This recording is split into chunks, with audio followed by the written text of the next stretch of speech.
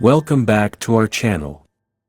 In this video, we will explore the lineage of Kush, a character mentioned in the sacred scriptures, who belonged to the descendants of Noah's grandchildren and great-grandchildren. We will delve into the history of Kush and examine the three main kingdoms that emerged from his lineage. Situated on the banks of the Nile River in the heart of Africa, a civilization thrived, enveloped in mysteries and remarkable achievements. This civilization, known as the Kingdom of Kush, left a lasting legacy that continues to resonate through the ages. Join us on a journey of discovery and understanding as we witness the impressive dawn of African history through the eyes of the three kingdoms of Kush. If you are already a subscriber, we genuinely appreciate your support. Leaving a like encourages us to continue producing weekly videos based on scripture for you. However, if you haven't subscribed yet, I invite you to watch our video until the end. If it resonates with you, consider subscribing to our channel so you won't miss out on upcoming content. Join us for another exciting video on our channel. The term Kush holds multiple meanings, referring to both skin tone and a geographical region associated with the descendants of the biblical character Kush. It likely signifies black or dark-skinned individuals and is connected to the African continent, particularly Sudan and Ethiopia. Kush played a fundamental role in repopulating the world after the flood. As the eldest son of Ham and one of Noah's first grandchildren, Kush was entrusted with the task of giving rise to diverse peoples and colonizing the New World following the destruction of the pre-flood ancient world. From the lineage of Kush, various nations, peoples, and tribes emerged. Among these, the historical Kingdom of Sudan, known as the Kingdom of Kush in antiquity, is one of the most prominent. This kingdom serves as tangible evidence of the connection between biblical history and geographic history. The Kingdom of Kush had two main urban centers, Nubia and Meroe. Initially, Nubia served as the capital, and the kings of Kush were often buried in pyramids in this city. However, the capital was later moved further south to Meroe. Similar to the ancient Egyptians, the Kushites built pyramids to honor their rulers and notable figures. These Kushite pyramids have distinct characteristics, differing from the Egyptian pyramids with steeper angles. Due to its geographical location, Kush played a crucial role in trade between the Mediterranean, sub-Saharan Africa, and the Middle East. They controlled vital trade routes that crossed the desert, bringing them considerable wealth. This connection between the land of Kush and its descendants is mentioned outside of the Bible, as the people of the region referred to their land as the land of Kush, thereby honoring their biblical ancestor. The book of Genesis confirms that Kush was the son of Ham, who became the father of African peoples. This solidifies his importance in genealogies and the dispersal of peoples after the flood. Within ancient Jewish traditions, the term Kush is consistently associated with African peoples and is related to nations in Africa, such as Ethiopia and the region known as Nubia in antiquity. In the Bible, there are numerous mentions of the descendants of Kush, as well as the descendants of all of Ham's sons. One prominent name that appears frequently is Canaan. The Canaanites, for instance, were rivals and enemies of the Israelites. An interesting aspect of the Nubian people, who are descendants of Kush, is their complex relationship with the ancient Egyptians. While they often served as rivals, they also maintained a friendly relationship. In fact, there was even a dynasty of pharaohs of Kushite origin, known as the Black Pharaohs. This term refers not only to the African origin of ancient Egyptians but also to the noticeable differences in skin tone and features between Egyptians and Nubians. Egyptian sculptures depict Egyptians with a tan skin tone, while Nubians and Kushites are represented with darker skin tones, highlighting the physical distinctions between these groups. Another kingdom with roots in the lineage of Kush is Ethiopia, located on the African continent.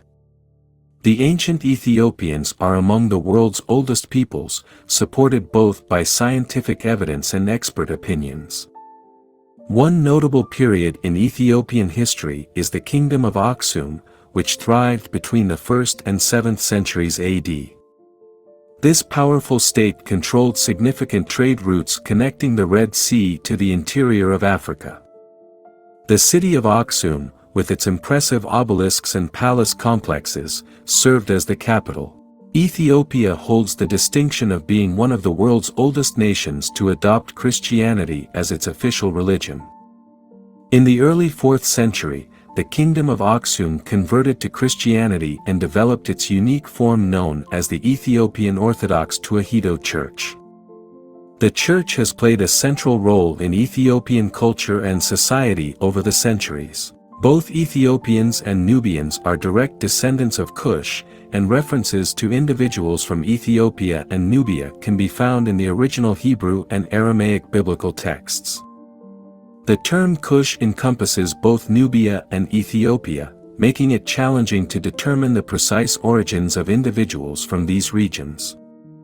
This connection between the peoples of Ethiopia and Nubia as descendants of Kush is significant in the genealogies and historical traditions of the region, emphasizing the importance of these ancient civilizations in the history of Africa and humanity as a whole. Another historically significant people connected to the lineage of Kush are the Sumerians. They inhabited the region of Mesopotamia, situated between the Tigris and Euphrates rivers, in what is now modern-day Iraq.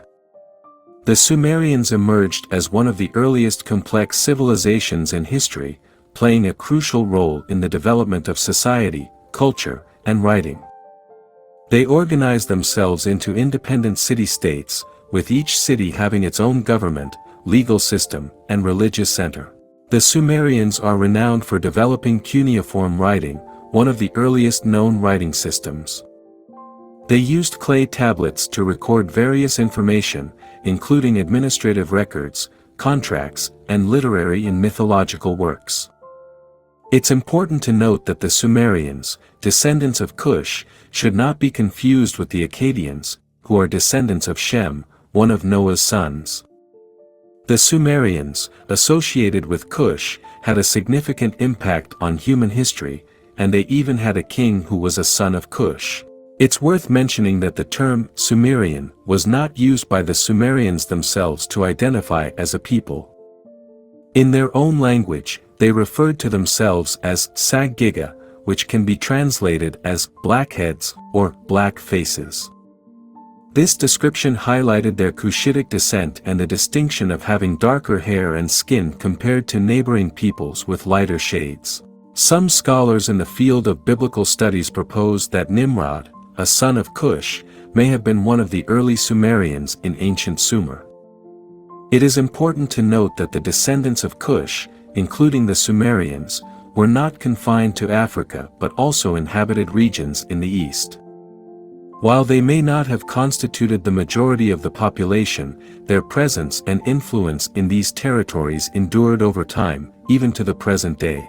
An example that exemplifies this is the Sudanese Arabs of Cushitic descent. These Arab groups from Sudan trace their ancestry back to Nubia, located in Sudan and Ethiopia. Unlike the Semitic Arab groups, the Sudanese Arabs were originally Cushitic peoples who migrated and settled in the region, eventually embracing Islam. Throughout history, various Cushitic peoples can be identified as inhabiting the Middle East. One such group is the Kingdom of Sheba, whose population consisted of a mixture of Semitic and Cushitic peoples, resulting in a blend of cultural influences. The Kingdom of Sheba, also known as Saba, was an ancient civilization situated in the Arabian Peninsula, encompassing parts of Yemen and Ethiopia.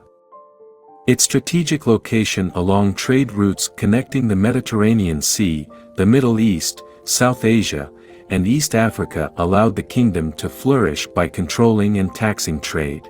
One of the notable stories associated with the Kingdom of Sheba is that of the Queen of Sheba and King Solomon of Israel. According to biblical and Islamic traditions, the Queen of Sheba visited King Solomon in Jerusalem to test his wisdom and knowledge.